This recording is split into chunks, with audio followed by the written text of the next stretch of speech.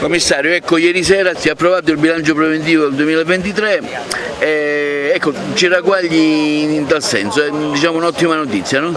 È una buona notizia, abbiamo rispettato i tempi sostanzialmente, abbiamo dato il via a un anno di cose credo interessanti. Mi piace sottolineare in primo luogo che abbiamo portato l'orario di 132 lavoratori da 24 ore settimanali a 30 ore, dandogli quel minimo di dignità per affrontare il quotidiano e la vita di tutti i giorni.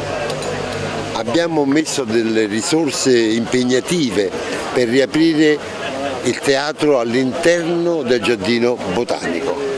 Speriamo di fare in tempo, anzi certamente faremo in tempo ad avviare la stagione anche con uno spazio per i giovani e le scoperte del territorio. Abbiamo fatto anche un'operazione molto interessante mettendo delle risorse per i bambini e i ragazzi che hanno meno possibilità, i ragazzi diversamente abili.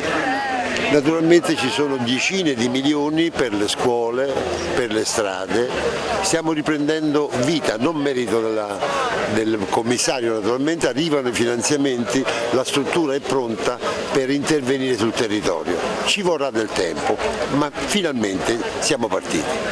Un altro punto importante sono le strade, la viabilità provinciale che da un po' di tempo risulta abbandonata, ma recentemente sono stati fatti anche dei lavori di recupero del manto stradale.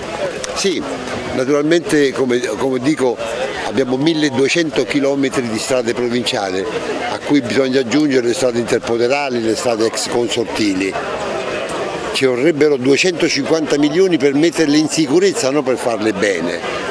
Noi stiamo spendendo quest'anno per le strade spendendo circa 40 milioni per metterle in sicurezza.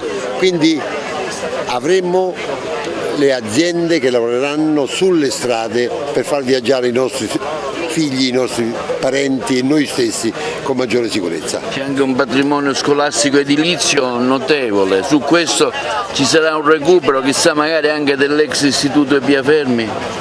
Allora, abbiamo fatto un nuovo progetto, il progetto è pronto, si apriranno i bandi tra poco, ci sarà una spesa di circa 30 milioni, 28 milioni, qualche cosa.